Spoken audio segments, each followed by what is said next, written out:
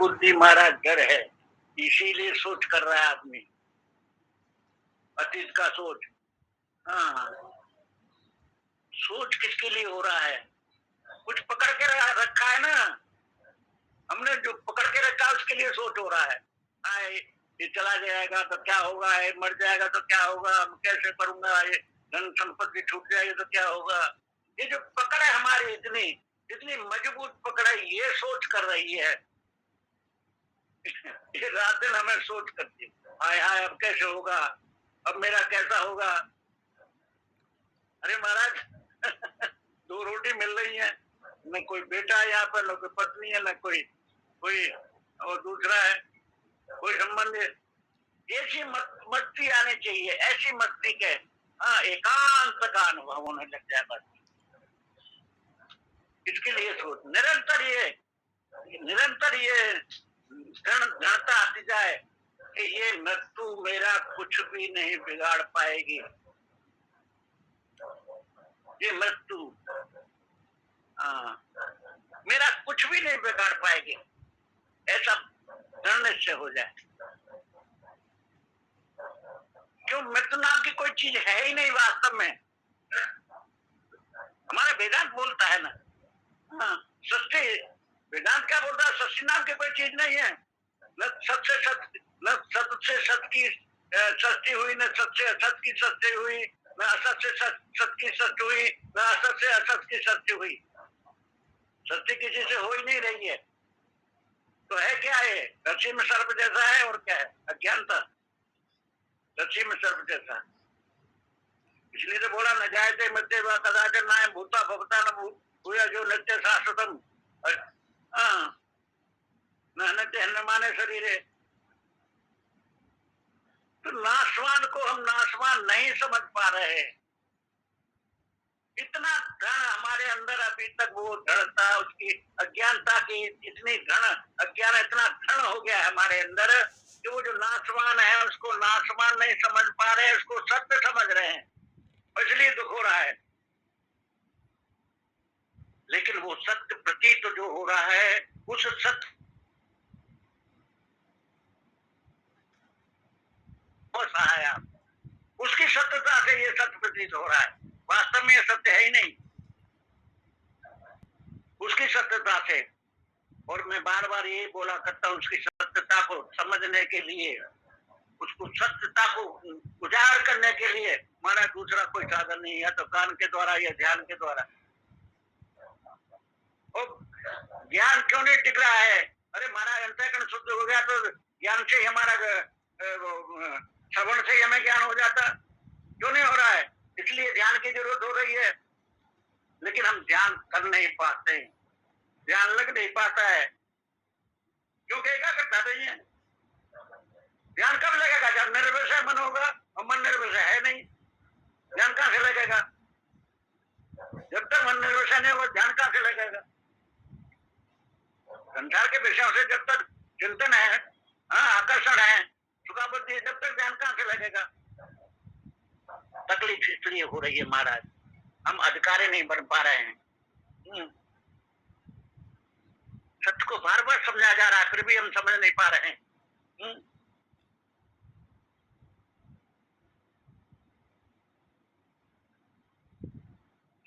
भगवान क्या बोल रहे, आत्मा का साक्षात अनुभव करके उसे यथार्थ को जानना बड़ा कठिन है।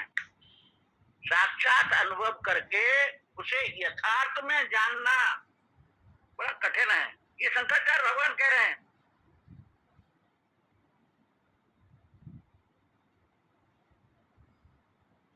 क्योंकि भैया अर्जुन से भगवान बोल रहे हैं कि तुमको ही मैं दोष क्यों दूं,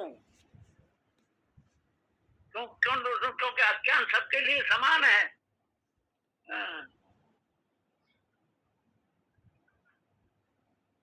कोई पूछता है कि आत्म अनुभव में इतनी कठिनाई क्या है,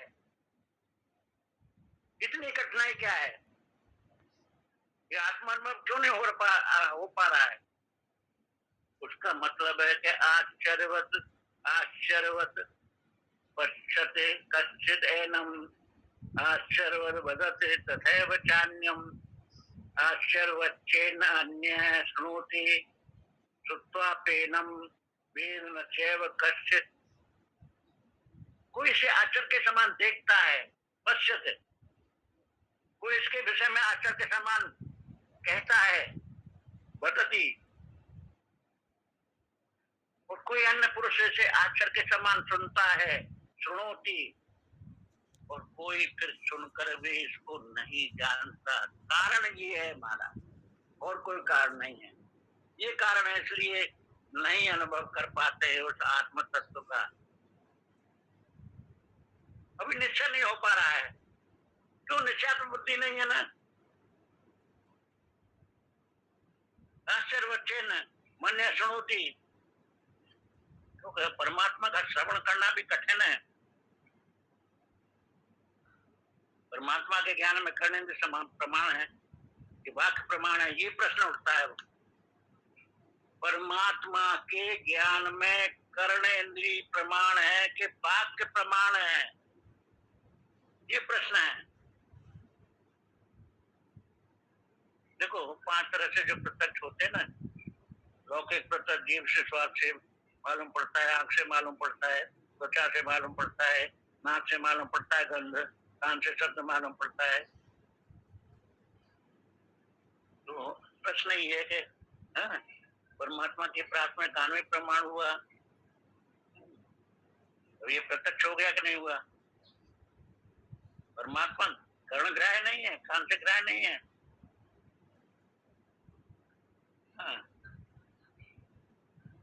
तो कान से तो केवल शब्द सुनाई पड़ता है।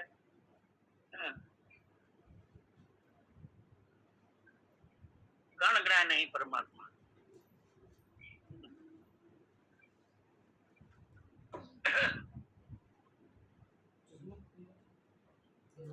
तो जितनी इंद्रियों से मालूम पड़ता है उतना ही बात रहा है, बता रहा है उतना ही। देखिए, यदि ज्ञान जन्य ज्ञान को ही बताने वाला शब्द है तो वह अनुवाद मात्र हुआ, वो तो प्रमाण हो ही नहीं सकता है। क्योंकि ज्ञान जन्य ज्ञान को ही बताने वाला शब्द, तो वो तो अनुवाद मात्र हुआ, वो प्रमाण नहीं हुआ। माने जितना हम आंख से देखते हैं उतना ही यदि शब्द बतावे तो आंख ही से देख लिया, शब्द सुनने की क्या जरूरत है फिर? तो ज्ञान जन्य ज्ञान माने ज्ञान इंद्रिय जन्य ज्ञान जो हृदय में होता है। माने हम आंख से देख करके, कान से सुन करके, त्वचा से छू करके, नाक से सुन करके जितना ज्ञान हमें संसार के बारे में होता है, या उसके आधार पर अनुमान बना करके, उपमान अर्थात सारे प्रमाणों के अनुसार जो ज्ञान होता है, अगर वही शब्द बताता तो शब्द में प्रमाणिकता क्या हुई?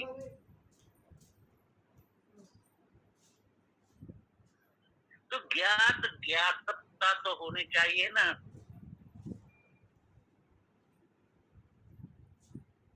देखिए, आंख है, वो रस को नहीं बताती, दिव्या ही उसको रस को बता सकती है। आंख के लिए वो ज्ञात है।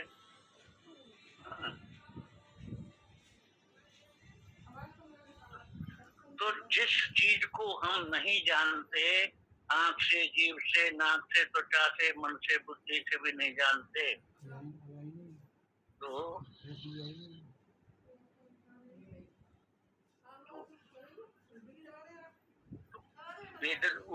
वो ज्ञान, क्योंकि इन इंद्रियों से जो ज्ञान होता है वो सीमित हुआ करता है। इंद्रिय खुद ही सीमित है, जिनसे जो ज्ञान होगा वो सीमित होगा। और दूसरी बात क्या है, एक इंद्रिय दूसरे इंद्रिय का ज्ञान नहीं होता है। आंख जो है रचना का ज्ञान नहीं करती, रचना आंख का ज्ञान नहीं करती, कान का ज्ञान नहीं होता है, कान जो है आंख का ज्ञान नहीं कर सकती, दूसरे का ज्ञान नहीं होता है इनसे। इसलिए ये जो ज्ञान जो है ये इंद्रियों के द्वारा प्राप्त नहीं हो सकता है महाराज।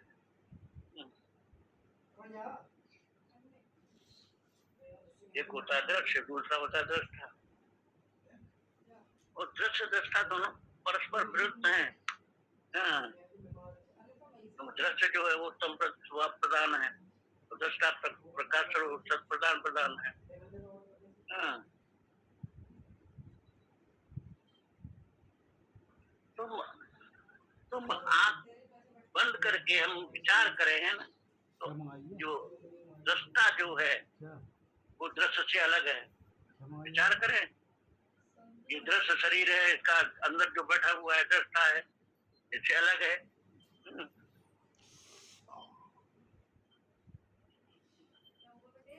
मात्र जो अलग चीज है, जुदा चीज है।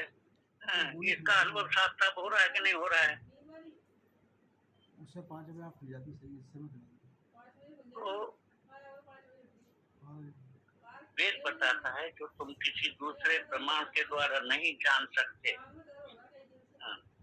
दूसरे प्रमाण से,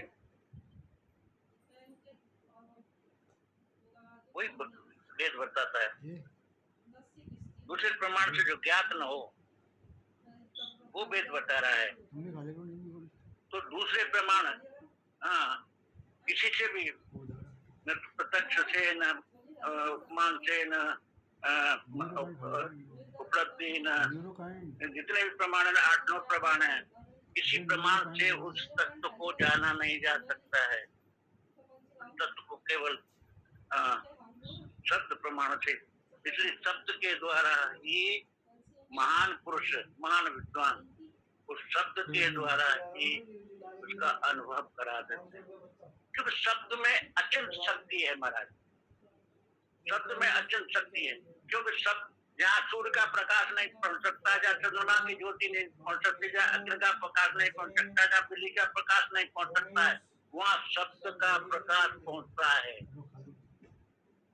हाँ, देवदत्त सो रहा है तो हाँ बोला, जोर से आवाज दी, देवदत्त जगो, देवदत्त उठो।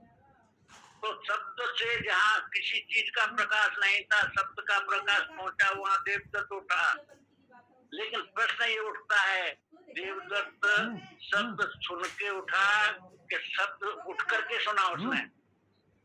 सब ये प्रश्न उठता है। देवदत्त ने जो सामने वाले ने जो बोला कि देवदत्त उठो, तो देवदत्त सुन करके उठा कि उठ करके सुना? उठ करके सुना कि सुन करके उठा?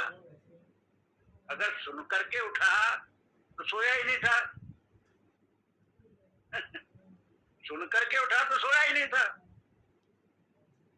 तो शब्द में अचिंत शक्ति होती है महाराज, अचिंत शक्ति। इसलिए शब्द प्रमाण से ज्ञान करा दिया जाता है। यहीं पे मैं वाणी को विराम देता हूँ। बोलो सच्चिदानंद भगवान की जय, बांके बिहारी लाल की जय, सतगुरुदेव भगवान की जय। जय जय श्री राधे श्याम। जय श्री कृष्ण महाराज। जय श्री कृष्ण। आइए शर्मा जी। जय श्री कृष्ण। जय श्री कृष्ण। ओम शंकरम शंकराचार्यं केशवं बादरायणं सूत्रभास्करं वंदे भगवन्तौ पुनः पुनः ईश्वरो गुरुरात्मेति मूर्ति भेद विभागने मूर्ति भेद विभागने।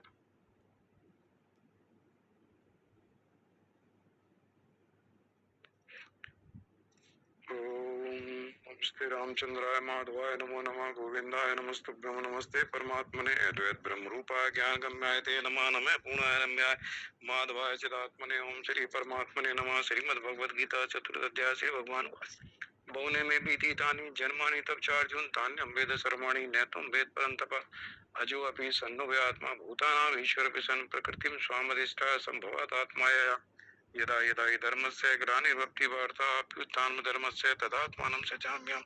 परित्राणां साधूनां विनाशाय च दुष्कृतां धर्म संस्थापनार्थाय संभवामि युगे युगे। जन्म कर्म च मे दिव्यमेव वेत्ति तत्त्वतः त्यक्ता देहं पुनर्जन्म नैति मामेति सुवर्जुन। वीतराग भया क्रोधा मनमया मामुपाश्रिता वैभव ज्ञान तपसा पूता मदभावमागता ये यथा मां प्रपदन्ते तांस्ते भजाम्यहं मम वर्तानुवर्तन्ते मनुष्याः सर्वसाधिष्यन्ति। तो भगवान ने आत्मज्ञान का उपदेश दिया सारे साधकों के लिए 11वें श्लोक से शुरू किया, दूसरे अध्याय के 30वें श्लोक तक बार बार मनन करने के श्लोक हैं कि देह और देही का ठीक ठीक विवेक हो जाए। उस विवेक होने के बाद, ज्ञान होने के बाद उसमें स्थिति हो जाए, मतलब अपने देही भाव को व्यक्ति जान ले कि मैं देह और देही का आपस में कोई संबंध नहीं है। जब हम देह के साथ संबंध बनाते हैं तभी देही कहलाते हैं। इसलिए भगवान ने जो देही शब्द का इस्तेमाल किया या शरीरी शब्द का इस्तेमाल किया, उसको ये बताने के लिए क्या, शरीर के संबंध के कारण शरीरी और देही है, अदरवाइज आत्मा है शुद्ध चैतन्य जिसका संबंध पूरी तरह से परमात्मा के साथ है। देही के साथ देही का संबंध नहीं है। देह में रहने के कारण देही, चूंकि अभी शरीर के साथ प्रारब्ध के कारण हम लोग शरीर में हैं, तो इसलिए उसको देही शब्द और शरीरी शब्द इस्तेमाल किया। अगर आत्मा का संबंध शरीर के, मन के और इंद्रियों से जब युक्त हो जाती है आत्मा, तभी वो कर्ता भोगता है उपाधि के कारण। तो उपाधियों से युक्त जब हो जाता है हम जीव, आत्मा जो है, तब वो जीव बनता है और तभी वो कर्ता, भोक्ता, सुखी, दुखी और शरीर के विकारों के साथ उसका संबंध हो जाता है। जब उसका ये अज्ञान की निवृत्ति हो जाती है कि देही का देह के साथ कोई संबंध नहीं है, तब इन विकारों के साथ उसका न करता रहता है, न भोगता रहता है, न कर्म के साथ संबंध रहता है। तब वो एक तरह से शरीर में रहते हुए शरीर से मुक्त है, शरीर में रहता हुआ शरीर से अलग है। इसको कहते हैं अनुभव होना। तो इस अनुभव के लिए जो स्वयं को स्वयं से होता है, इस अनुभव के लिए ना इंद्रियों की आवश्यकता है न किसी की है, क्योंकि वो सब इंद्रियों से अतीत है, गुणों से अतीत है, प्रकृति से अतीत है। लेकिन यहाँ तक पहुँचने के लिए ज्ञान की आवश्यकता है। इसको पहुँचने के लिए, यहाँ तक आने के लिए, यहाँ तक पहुँचने के लिए हमें शास्त्रों के अध्ययन की आवश्यकता है, वेदांती गुरु से सुनने की आवश्यकता है। तो इसकी आवश्यकता इसलिए ताकि हमारे अज्ञान की निवृत्ति हो जाए। जो हम जानते हैं मैं शरीर हूँ, इस शरीर भाव से मुक्त हो जाए। लेकिन इसके लिए आवश्यक है कि हमारे अंतःकरण की शुद्धि हो, रजोगुण कम से कम होता जाए और तमोगुण बिल्कुल ना रहे। कितने नंबर का था? मतलब जो कितने नंबर का था? राग है, द्वेष है, इस तरह की जो चीजें हैं ये ना रहे। तो भगवान ने जो सात्विक कर्ता की बात 18वें अध्याय में बताई, 3 तरह के कर्ता, सात्विक कर्ता, रासिक कर्ता और तामसिक कर्ता। तो सतोगुण की प्रधानता होने पे ही जीव या मनुष्य जो है वो सात्विक कर्ता कहलाता। और जब सात्विक कर्ता बन गया तो उसके पास जितने भी कर्म है तो सात्विक होंगे, उसकी बुद्धि वो सात्विक होगी, मतलब उसकी हर चीज सात्विक होगी। तो सात्विक कर्ता के बारे में चिंतन करने की आवश्यकता ज्यादा है। जब सात्विक कर्ता है तो हमारे अंदर ज्ञान होगा, अज्ञान की निवृत्ति हो चुकी होगी। तो इसलिए सात्विक कर्ता की जो पहली कंडीशन है उसके ऊपर बार बार अंदर बैठा ना, मुक्त संग, संग से मुक्त हो। अगर संग से मुक्त हो जाए, देखो कितना महत्वपूर्ण शब्द है। 18वें अध्याय का 26वां श्लोक है, मुक्त संग, आसक्ति से रहित हो, संग से रहित हो। संग से रहित हो असंग हो गया, असंग हो गया तो आत्मा तो असंग है। समझा था कुछ देर। तो कई बार भगवत गीता का जो एक शब्द होता है वो इतना गूढ़ है। अगर मुक्त संग हमारी स्थिति हो जाए तो ये जो आत्मज्ञान के श्लोक हैं 11 से 31 तक, 30 तक, उसके बारे में हम अपने आप को पूरी तरह देही भी ना समझ के पूरी तरह आत्मा समझे। शरीर के साथ अगर हम असंग हो गए तो पहला शब्द जो मुक्त संगो है सात्विक कर्ता का, जब हम यहाँ तक पहुंच जाए तब हम अंदर सत्वगुण की प्रधानता है। यहाँ तक अगर नहीं पहुंचे, सत्वगुण की अभी प्रधानता नहीं है, अभी रजोगुण बना हुआ है। तो मुक्त संगो अनहनवादी, अनहमवादी, मतलब अहंकार के वचन ना बोलने वाला हो। तो अहंकार के वचन तब बोलेगा जब नहीं बोलेगा जब उसके साथ अहंकार जो अहम है प्रकृति का, उसके साथ तादात्म्य ना हो, उसके साथ संबंध ना हो। तो दो चीजों से भगवान कह रहे हैं, दोनों चीजों, दो चीजों का त्याग करो, आसक्ति का त्याग और अहंता का त्याग। जो अहंकार के वचन ना बोलना मतलब अहंता का त्याग। अहंता का त्याग होने पर ममता अपने आप त्याग हो जाती है। मतलब ममता का एक चीज का त्याग कर किया जाए तो दूसरी चीज का त्याग अपने अहंता के कारण ममता है, ममता है तो अहंता है। निर्ममो निरंकारा जब आता है तो एक शब्द का अगर हम त्याग करते हैं, इसके लिए पूरी ज्ञान की रजगुण ना हो, तमोगुण ना हो, पूरा सतोगुण, तब जाके अहंता का त्याग। तो ये जो भगवान ने कहा है मुक्त संगो, इसको मुझे लगता है अपने आप में भगवत गीता का बड़ा श्रेष्ठ वाक्य है भगवान का। और फिर कहते हैं दो चीजों का त्याग कर दो और धैर्य और उत्साह से युक्त हो, दो चीजों को धारण करें। तो जैसे साधक है तो साधक में भी धैर्य की बड़ी आवश्यकता है। ऐसा तो है नहीं कि एकदम से हमने सोचा और हम मुक्त संग हो गए, असंग संग का त्याग कर दिया। बड़ी इसकी साधना जन्म जन्म लग जाते हैं, कितने जन्मों से कर रहे होंगे, तब जाके थोड़ा थोड़ा थोड़ा थोड़ा आसक्ति कम होती है, विषयों की आसक्ति, पदार्थों में आसक्ति, तब धीरे धीरे राग जो है वो कम होता है। बड़ी साधना है। तो धैर्य चाहिए। शनि शनि जो आता है दूसरे उस अध्याय में, शनि शनि उपरता, धीरे धीरे धीरे धीरे करता। तो धैर्य चाहिए, उत्साह चाहिए, मतलब ये ना हो कि वो छोड़ दे सब काम, करे बहुत हो गया, कुछ मुझे फायदा नहीं हो रहा। तो पूरे उत्साह के साथ जो आता है उसमें श्रद्धावान लगते ज्ञान तत्परा संयत इंद्रिय, तत्परा मतलब तत्परता चाहिए। तो इस तरह धैर्य हो चाहिए और उत्साह, ये दो चीजों को धारण करें अपने अंदर कि धैर्य के साथ उत्साह पूर्वक लगे रहें, जो भी हम साधन कर रहे हैं उसमें कमी ना आने दें। और सिद्धि असिद्धि और निर्विकार, सिद्धि और सिद्धि में निर्विकार, मतलब इस सिद्धि असिद्धि में समता नहीं, मतलब निर्विकार। विकार विकार ना हो तो हमारा विकार होते हैं जो क्षेत्र में, तो कभी सिद्धि होगी कभी असिद्धि होगी, तो मैं निर्विकार रहने की स्थिति करें, निर्विकार रहने की चेष्टा करें। ऐसे करता सात्विक उच्चते, ऐसे करता हूँ सात्विक बोला। तो मेरा मतलब है कि ये रखें कि कब तक हम यहाँ पहुंचेंगे, हमारी आसक्ति किस अनुपात में कम होती जा रही है, उसी अनुपात में हमारे अंदर सतगुण की वृद्धि होती जा रही है। तो भगवान के जो श्लोक है, तो इसलिए भगवान क्यों कहते हैं, बार बार कहते हैं सोचित सोचितम अरहसि, सोचितम अरहसि, कि तू इसके में शोक मत कर। क्योंकि शोक जब होगा तो मोह है, मोह होगा तो शोक होगा। मोह की निवृत्ति होने पर शोक निवृत्त हो जाता है, न भय रहता है न शोक रहता है। मोह है जो अज्ञान है, मैं शरीर हूं जो बिछड़ जाएगा एक दिन, उसको अपना मानना ये मोह है। बिछड़ने वाली चीजों को अपना मानना, उन वस्तुओं को अपना मानना ये मोह है। तो जब तक हमारा शरीर के साथ तादाद बना हुआ है, मैं शरीर ये भाव बना हुआ है, तब तक मोह हमारे अंदर है। और मोह है तो शोक रहेगा, भय रहेगा, चिंता रहेंगी, विषयों में आसक्ति रहेगी, सब बने रहेंगे। तो इसलिए भगवान कहते हैं कि ये जो है तो शोक मत कर। तो यहाँ से शुरू होता है 11वां श्लोक, शोक से कहते हैं भगवान, और अंतिम श्लोक जो 30वां, उसमें भी यही कहते हैं कि देही नित्यम अब्ध्यो, कि देही जो है इस शरीर में वो उसको कोई अवध्य है, मतलब उसको मारा नहीं जा सकता, तो वो तो अजन्मा है। ये अध्याय में आया भी है ना, अजीवत्तन अजन्मा है, नित्य है, शाश्वत है, सनातन है। तो उसको भगवान ने कह दिया।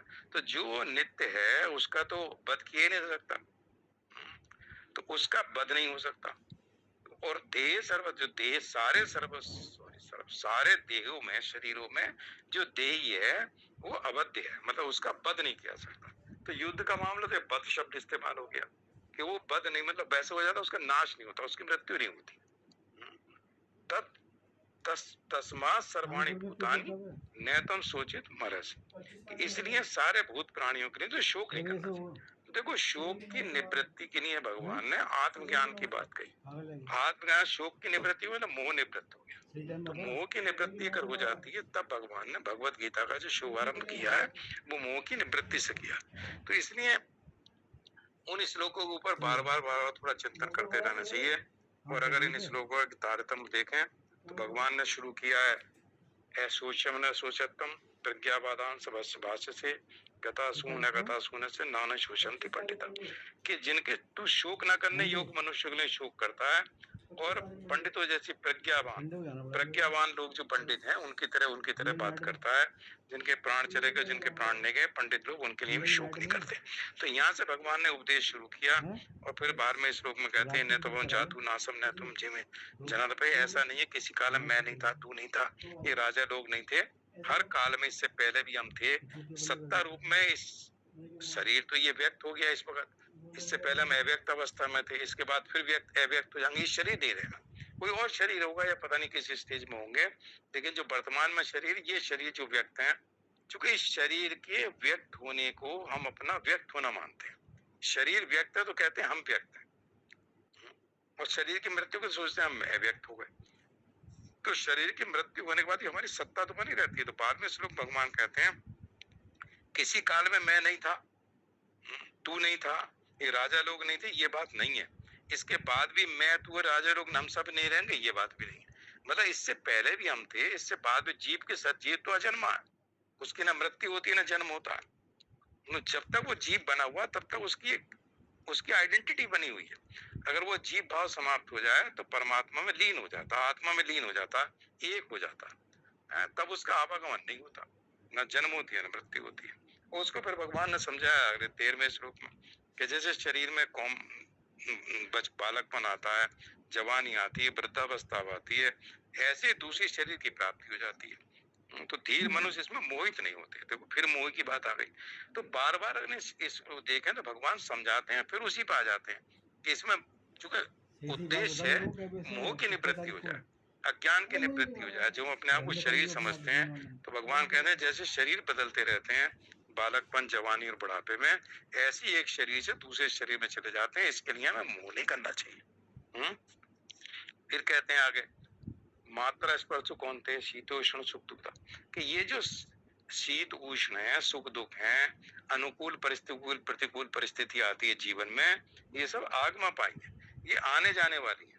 तो इनके लिए इनको जो है भगवान कहते हैं इनको तुम सहन करो। क्योंकि इनको सहन करने से जो तितिक्षा है, तो ये षट संपत्ति है। तो षट संपत्ति में तितिक्षा शब्द आया तो भगवान कह रहे हैं इसको तुम सहन करो। सहन करने की शक्ति तभी आती है, नहीं तो व्यक्ति दुखी हो जाता है जब उसको लगता है मैं इनसे अलग हूँ, ये तो आने जाने वाले हैं। हमेशा कोई एक परिस्थिति जीवन में नहीं रहती, कभी सुख आता है कभी दुख आता है। तो उस तरह से भगवान ये कहते हैं कि जब इंद्रियां और विषयों के सब संयोग होता है, तो उससे भी अगले श्लोक में कहेंगे कि उससे व्यक्ति जो है सुख दुख जो होता है, इंद्रियों के विषयों के संयोग से जो में सुख होता है और वियोग से दुख होता है, तो उससे भी कहते हैं जो धीर पुरुष हैं वो उससे मोहित नहीं होते, उससे विचलित नहीं होते। व्यथन थे कहा, तो जब उससे विचलित नहीं होते मतलब उनके अंदर धैर्य पूर्वक सुख और दुख को बर्दाश्त करते हैं, उससे तो ऐसे व्यक्ति को भगवान ने कहा कि वो जो अमर होने में समर्थ हो जाता। तो जो उन चीज को धैर्य पूर्वक, तो वो धैर्य वहां आया था सात्विक कर्ता में कि धैर्य और उत्साह से युक्त होना चाहिए। तो कभी सुख आएगा कभी दुख आएगा, तो धैर्य बनाए रखना चाहिए। तो धैर्य बनाए रखने के अंदर है, मतलब इससे हमारा सत्वगुण बढ़ता है, विचलित नहीं होता बहुत ज्यादा। रजोगुण वाला एकदम विचलित हो जाता, रजोगुण तमोगुण की प्रधानता रहती है तो विचलित होता है। तो भगवान ये कह रहे हैं उससे व्यथित नहीं होता। तो जब हमारे अंदर आता है तो हमारे धैर्यता आती है, धैर्य नहीं होगा तो हम विचलित होंगे। तो 15वें श्लोक में भगवान ने समझाया। फिर 16वें में गीता का बहुत बढ़िया श्लोक है, नास्तो विद्यते भावो ना भाव। इसमें भगवान कह रहे हैं जो असत है इसकी सत्ता नहीं है। जो शरीर है, संसार है, सुख आया दुख आया, प्रतिकूल परिस्थिति आई, अनुकूल परिस्थिति रहे, इनकी कोई सत्ता नहीं है, आएंगे जाएंगे, चूंकि अनित्य है, आने जाने वाले हैं, आगमा पाई है। तो इसको भगवान कहते हैं कि जो ऐसा तत्वदर्शी पुरुषों महापुरुषों ने दोनों ही का ही तत्व से देखा, मतलब सत को और असत को। तो आत्मा सत है, हमारा स्वरूप सत है, और बाकी जो सत के अलावा बाकी सब असत है। तो सत असत का ठीक ठीक ज्ञान होना, इसको विवेक कहा है। और असत के साथ तादाद करना, असत जो बदल जाएगा परिवर्तनशील है उसके साथ संबंध बनाना। शरीर को कहा एकदम छूट जाएगा, तो इसके साथ तो ये असत की सत्ता नहीं है, मतलब ये इसकी अपनी सत्ता नहीं है, आत्मा के कारण ही इसकी सत्ता है। अगर आत्मा इस शरीर में ना हो तो इस शरीर की अपनी कोई सत्ता नहीं है। शरीर जो पड़ा रह जाता है स्थूल शरीर, और ये जीवात्मा इसमें से चला जाता। तो इसको भगवान कह रहे हैं कि इसकी अपनी कोई सत्ता नहीं, सत्ता इस आत्मा की है जिसने इस शरीर को धारण कर रखा। जीवात्मा ने तो कहते धारेती था जग, जिसने जगत को धारण कर रखा है। वैसी परा प्रकृति को जब भगवान कहते हैं 7वें अध्याय में, तो इसने कहते हैं ये इसने जगत को धारण कर रखा। जगत की अपनी कोई सत्ता नहीं है, जगत को धारण करने वाली कौन है? परा प्रकृति। तो हमारे शरीर को धारण करने वाला कौन है? जो जीवात्मा, जो आत्मा के रूप में जो अपने जीव इसको समझता है, वो जो आत्मा है उसने इसको धारण कर रखा। सारे शरीरों को, सारे ब्रह्मांड को उसी ने धारण कर रखा। भगवान कहते भी हैं पृथ्वी में सबको धारण करने की शक्ति है वो मेरी है। और फिर कहते हैं अविनाशी तद्विद्धि येन सर्वमिदं ततम्, उसको तू अविनाशी जान जिसने जगत को धारण कर रखा है। जीवात्मा शब्द से भगवान इस्तेमाल कर रहे हैं कि जीवात्मा जिन्हें इस सारे जगत को धारण कर रखा है। इस अविनाशी का विनाश कोई भी नहीं कर सकता। तो फिर कह रहे हैं इस अविनाशी का तो विनाश हो ही नहीं सकता। ये जिसने जो आत्मा है, जो जीवात्मा, इसका विनाश नहीं हो सकता। तो इससे भी हमें दुखी नहीं होना चाहिए। और शरीर को कहते हैं अंतवंत में देया नित्य शोकता शरीर नहीं। इस शरीर के जितने शरीर हैं वो सब अंतवंत वाले हैं, उन सबका अंत हो जाए। जो सब असत है, असत की सत्ता नहीं है, नाशवान है, परिवर्तनशील है। तो एक दिन सबका परिवर्तन, मतलब धीरे धीरे बालकपन से जवानी बुढ़ापा ये सब आता और एक दिन उसका परिवर्तन हो जाता, मतलब एक दिन चला जाता। शरीर नष्ट हो जाता, प्रकृति से बना और प्रकृति में लीन हो जाता है। स्थूल शरीर जिन पंच महाभूतों से बना उन्हीं पंच महाभूतों में लीन हो जाता। तो यहाँ भगवान ये कह रहे हैं। तो ये कहते हैं ये जो अविनाशी है इसको जानने में और नित्य रहने वाले शरीर के ये जो देह है सब अंत वाले हैं, इसलिए अर्जुन तुम युद्ध करो। तो यहाँ भगवान अपना कहते हैं कि अपना कर्तव्य कर्म करो, उसको मत छोड़ो। इस शरीर की जो तुम चिंता करते हो कि सब मेरे दादा हैं, मेरे गुरु हैं, इन सबकी मृत्यु हो जाएगी, शरीर तो इनकी मृत्यु होना निश्चित है। कोई व्यक्ति ऐसा नहीं है शरीर को रोक के बनाए रखे। शरीर की मृत्यु हो जाती है, लेकिन जो इसके अंदर शरीर ही है वो जैसे हम वस्त्र बदलते हैं उसी तरह से वो आता जाता रहता है, एक शरीर से दूसरे शरीर, दूसरे शरीर से तीसरे शरीर, अनंत समय से घूम रहा। तो फिर कहते हैं ये नम वेत्ति हंतार, कि ये जो इस अविनाशी को कोई कहता है मारने वाला मानता है, कोई मनुष्य इसको मरा मानता है, वो दोनों इसको नहीं जानते। किसको? जो इस अविनाशी शरीर ही को। तो शरीर को कहता है ये मैंने इसको मारा तो शरीर की मृत्यु हो गई, या शरीर ही इसको मारता है। तो शरीर न मारता है न मरता है। शरीर ही जब हमारे अंदर जीव भाव आता है, कर्तापन का विवाह आता, तब कहता है मैं मारता हूँ, तब वो मारता है। यह समझता अज्ञान के कारण मैं मर गया। तो कहते हैं शरीर को ना कोई मारने वाला कहता मानता है, और जो इसको मरा मानता है वो दोनों ही इसको नहीं जानते, क्योंकि न मारता है न मारा जाता। नायम हन्नति नायम अंति न हन्नति, न मारा जाता है न मारा जाता। तो देही जो शरीर है ये न मारा जाता है और न मारता है, मतलब ये तो अक्रिय है, ये कोई क्रिया नहीं करता, क्रिया प्रकृति में हो रही है। तो प्रकृति की क्रिया को कि मैंने मारा और मैं मरा, तो ये जो है इसको भगवान कहते हैं शरीर में ये चीज नहीं है। तो फिर इसको समझाया न जायते मृत्यु वा कदाचित। तो कहते हैं ना इसका कभी जन्म होता न कभी इसकी मृत्यु होती है। तो ये तो अजन्मा है, अजो है, नित्य है, शाश्वत है, पुराणो है, न हन्नते, हन्न माने शरीर। ये शरीर के मारे जाने पर भी नहीं मारा जाता। तो देखो शरीरी को, देही को भगवान ने 11वें श्लोक से अगर लगातार देखें तो कितने बढ़िया तरह से इसको अलग अलग विशेषण से, अलग अलग तरीके से, अलग अलग दृष्टांत से समझा रहा है। कि इतने दृष्टांत दे रहे हैं इसको समझाने के लिए, हर श्लोक में उसी शरीरी की बात चल रही।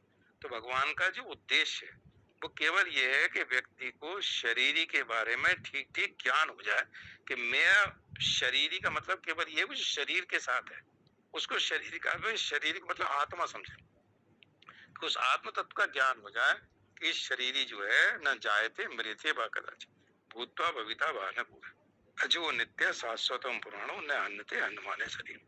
कि न कभी जन्म होता न कभी मृत्यु होती है, उत्पन्न होकर फिर होने वाला नहीं है, जन्म रहित है, नित्य निरंतर रहने वाला, शाश्वत है, पुराण अनादि है, और शरीर के मारे जाने पर भी नहीं मारा जाता। तो ये आत्मा के बारे में देखो कितना बढ़िया श्लोक है। और फिर कहते हैं 21वें श्लोक में वेदा अविनाशम नित्यम नयनम अजम।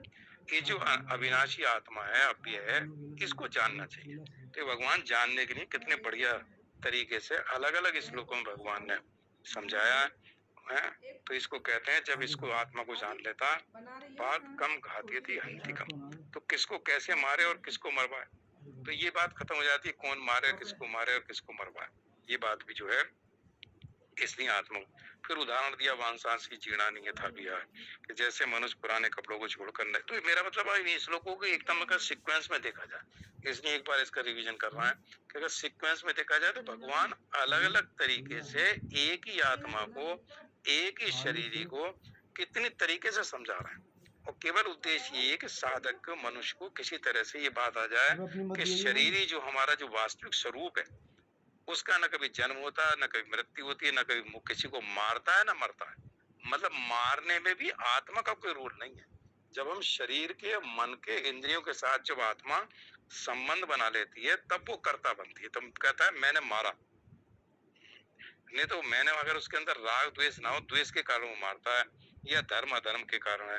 तो यहाँ भगवान कह रहे हैं पुराने कपड़ों को छोड़कर जैसे मनुष्य नए कपड़े धारण कर लेता है, ऐसे देही पुराने शरीर को छोड़कर नए शरीर धारण कर लेता है। तो देही को फिर भगवान ने समझाया कि इसके लिए मृत्यु का देखो भय खत्म हो जाता है इन श्लोकों से कि वो तो कहते हैं देही की तो कोई मृत्यु नहीं होती, जो मेरा वास्तविक स्वरूप है जिसमें स्थूल शरीर में इस वक्त मैं रह रहा हूँ, उस स्थूल शरीर से मैं निकल के किसी और शरीर को धारण करने के लिए किसी लोक में किसी योनि में कोई और शरीर धारण करूंगा, तो उसका भय खत्म हो जाता है और ये लगता है कि अपना भी जो वास्तविक स्वरूप है वो तो मेरा अजन्मा है, नित्य है, उसकी न मृत्यु होती है न उसका जन्म होता है।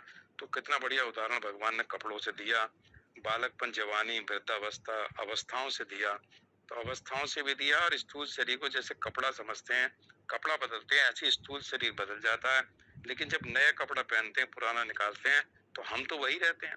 तो वो कहते हैं कि जैसे सूक्ष्म शरीर के साथ तादाद में, तो वो तो वैसे ही रह गया, सूक्ष्म शरीर को लेकर चला गया, बाहर का स्थूल शरीर उसने बदल दिया, कपड़े की बात है। फिर कहते हैं नैनम छिंदंती शस्त्राणि नैनम दहति पाप, कि जो ये आत्मा है, शरीर है, इसको कोई काट नहीं सकता, अग्नि इसको जला नहीं सकती। मतलब जो प्रकृति के पंच महाभूत हैं उसमें आकाश को छोड़ के, जो अगले श्लोक में भी आएगा, बाकी कोई भी जो भूत है, अग्नि है, वायु है, जल है, पृथ्वी है, पृथ्वी से शस्त्र बनते हैं, तो इससे कोई भी इसको चूंकि वो सब इससे ये उन सबसे अतीत है, इसका उनसे कोई संबंध नहीं है, ये निर्गुण निराकार तत्व है। तो इस तत्व का कोई भी प्रकृति तो मूल प्रकृति जो अव्यक्त प्रकृति है वो तो उत्पन्न ब्रह्म से हुई, तो ब्रह्म से ब्रह्म इसका कारण हुई, तो कार्य है। तो कार्य कभी अपने कारण का कोई भी उसको उसके ऊपर कोई इम्पैक्ट नहीं डालता, कोई इफेक्ट नहीं करता। तो यहाँ भगवान कह रहे हैं कार्य जो है वो कारण से भिन्न है। तो यहाँ समझाया इसको ना कोई मारता है ना कहते, अर्जुन के जो दिमाग में आ रही थी कि मैं इनको मारूंगा, और फिर कहती है शरीर ही काटा नहीं जा सकता, जलाया नहीं जा सकता, गीला नहीं, क्योंकि प्रकृति से अतीत है, प्रकृति की कोई भी चीज इसको कोई इफेक्ट नहीं करती, ये भगवान ने समझाया। और फिर कहता है ये देह जो प्रत्यक्ष नहीं दिखता, चिंतन का विषय नहीं है, निर्विकार कहा जाता है, इस देह को ऐसा जानकर शोक नहीं करना चाहिए, क्योंकि अव्यक्त है, देह को किसी ने नहीं देखा, देह हमारा अपना स्वरूप है, इसलिए स्वयं ही स्वयं को जानता है। और फिर कहते हैं अगर देही को तुम अचैनम, और ये दूसरा सिद्धांत बताया जो भगवान का सिद्धांत है, इससे बिल्कुल विरुद्ध है, इसका इस सिद्धांत से कोई मतलब नहीं, ना आत्मा से कोई मतलब है। लेकिन जो व्यक्ति हैं जो दूसरे इस धर्म इसको नहीं मानते, सिद्धांत को कि आत्मा अजर अमर है और नित्य है, सनातन है, वो कहते हैं मृत्यु के साथ सबकी मृत्यु हो गई, जन्म के साथ नया जन्म हो गया, आत्मा जीव कहीं न जाता है न कहीं आता है। उनके सिद्धांत में 26 और 27 में श्लोक में भगवान समझा रहा है कि उन लोगों की बात भी कही है कि अगर तुम ये मानते हो, जो ये अब तक समझाया इसको नहीं मानते, और ये व्यक्ति इसको मानता है कि इस देही को भी नित्य पैदा होने वाला मानता है, नित्य मरने वाला मानता है, जो भगवान कह रहे हैं ये नित्य है, इसकी न मृत्यु होती है न जन्म होता है। कहते हैं अगर कोई ये मान ले कि ये तो पैदा होने वाला है, इसका जन्म भी होता है, इसकी मृत्यु भी होती है, जो सिद्धांत के बिल्कुल विरुद्ध बात है, वेदांत के बिल्कुल विरुद्ध है, तो भी कहते हैं तुम्हें शोक नहीं करना चाहिए। क्यों? कि जिसका जन्म हुआ उसकी मृत्यु निश्चित है, और जिसकी मृत्यु उसका जन्म निश्चित, इस सिद्धांत के अनुसार। वैसे मृत्यु है, सबकी मृत्यु के बाद जन्म होना निश्चित है, ये कह दिया जाए तो कभी कोई मुक्त हो ही नहीं सकता। तो भगवान कह रहे हैं अगर ये सिद्धांत तुम मानोगे तो ये कहते हैं जातस्य ध्रुव मृत्यु जन्म मृत्यु से, ध्रुवम जन्म मृत्यु से, कि जिसका जन्म हुआ है उसकी मृत्यु का निश्चित है, तो जिसका मृत्यु उसका जन्म भी निश्चित है इस सिद्धांत के अनुसार। तो कहते हैं इस जन्म मरण रूपी परिवर्तन के कारण इस विषय में तुम्हें शोक नहीं करना चाहिए। और फिर कहते हैं अव्यक्तादीनी भूतानि व्यक्त मध्यानि भारता, कि सभी प्राणी जन्म से पहले प्रकट थे, मरने के बाद भी प्रकट हो जाएंगे, केवल बीच में ही प्रकट मतलब व्यक्त, हमें शरीर जो है ये व्यक्त है, इस वक्त हम जो है शरीर के रूप में। तो भगवान ये कहते हैं कि शरीर व्यक्त होने से ही अगर हमें सोचते हैं हम व्यक्त हैं, और शरीर जब अव्यक्त हो जाता है तो हम भी कहते हैं अब हम नहीं है। तो कहते हैं इससे पहले भी हम जब व्यक्त हैं तब भी हम हैं, जब शरीर ये शरीर नहीं था तब भी हम थे, और जब ये अव्यक्त हो जाएगा तब भी हम रहेंगे। तो इसमें शोक करने की क्या बात है? तो बीच में ही प्रकट होता है, देखते हैं इसमें शोक करने की क्या बात है।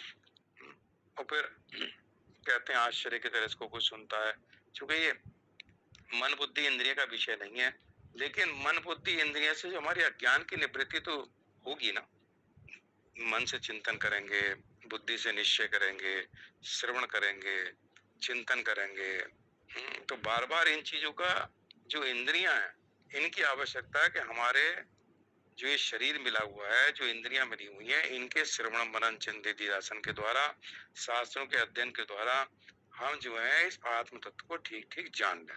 जो हमारा अज्ञान है वो उसकी निवृत्ति हो जाए, अज्ञान की निवृत्ति हो जाती है। लेकिन जब ज्ञान हो जाता है उस आत्म तत्व का अनुभव जो है वो स्वयं के द्वारा स्वयं को ही होता है। ज्ञान के लिए सब इंद्रियां चाहिए, ज्ञान के लिए शरीर चाहिए, विवेक के लिए मनुष्य शरीर की आवश्यकता है। मनुष्य शरीर के अलावा और कहीं विवेक नहीं हो सकता। तो आत्मा अनात्मा का जो ठीक ठीक विवेक है वो इस मनुष्य शरीर के द्वारा ही होगा। लेकिन उस जो आत्म तत्व है उसके बारे में भगवान कहते हैं कोई आश्चर्य की तरह देखता है, उसको आश्चर्य की तरह दूसरा वर्णन करता है और आश्चर्य की तरह सुनता है, चूंकि वो बिल्कुल अव्यक्त है, उसका ना आज तक किसी ने देखा ना हुआ, उसको केवल अनुभव करना होता है।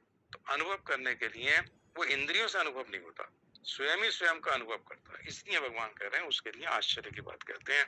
और फिर कहते हैं लेकिन श्रद्धा विश्वास पूर्वक सुने, श्रद्धा रखे शास्त्रों में, जिस व्यक्ति से सुनेगा, जो भी गुरु है जिसके उसके ऊपर श्रद्धा रखे। और मेन है उसमें जिज्ञासा हो। जब तक जिज्ञासा नहीं होगी उस तत्व को जानने की, जब तक ये नहीं जानेंगे मैं कौन हूँ, ये भाव ना है मन में, तब तक कोई श्रद्धा के साथ उसको सुन ही नहीं सकता।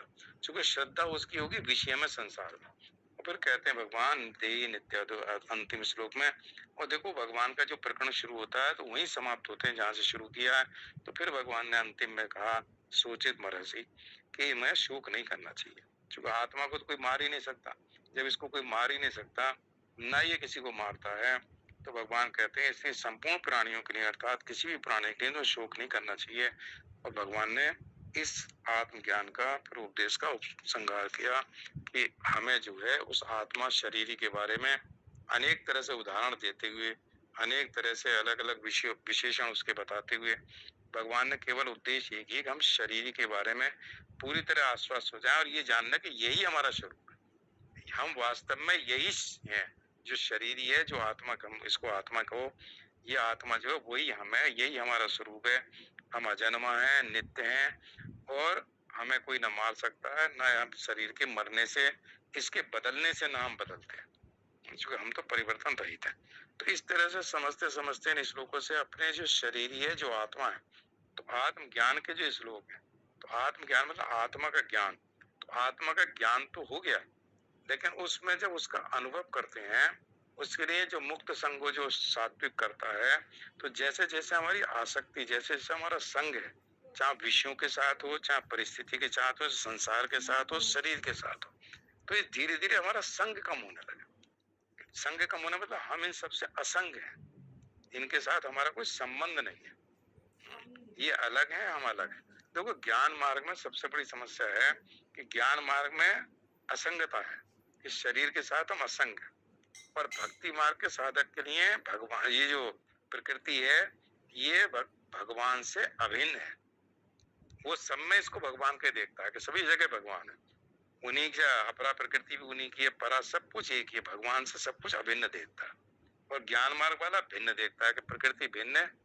तो समस्या कभी कभी हो जाती है कि कभी कभी हम सोचते हैं कि इस वाले को लें, ये करें, ये कहता है अभिन्न है, वो कहता है सब में वासुदेव सर्वमिति, सब में वासुदेव, ये सब ऐसा देखो सब उससे अभिन्न है, कोई भिन्न नहीं है, एक ही परमात्मा सब जगह है, उसके अलावा परमात्मा के अलावा दूसरा कोई तत्व ही नहीं है, वही बनाने वाला, वही बनने वाला है। तो कभी कभी थोड़ा थोड़ा कभी ये आ जाता है मन में कि क्या है, एक में अद्वैत है, एक में परमात्मा की जब उपासना करते हैं तो एक में मैं जीव हूँ और वो परमात्मा है, तो ये बात भी आती है। तो वहाँ थोड़ा सा जब ये आत्मा लेवल पे आ जाता है तो ज्ञान में तो उसके लिए पराभक्ति कह दिया। तो भगवान ये कहते हैं कि दोनों तरह से हमें जो है उस तत्व को जानकर उस तत्व का अनुभव करना है, शरीर जब तक उस शरीर में रहते ही। ओम पूर्णमदः पूर्णमिदं पूर्णात् पूर्णमुदच्यते पूर्णस्य पूर्णमादाय पूर्णमेवावशिष्यते। ओम शांति शांति शांति। श्री कृष्ण हरि ओम तत्सत, हरि ओम तत्सत। जय श्री कृष्ण।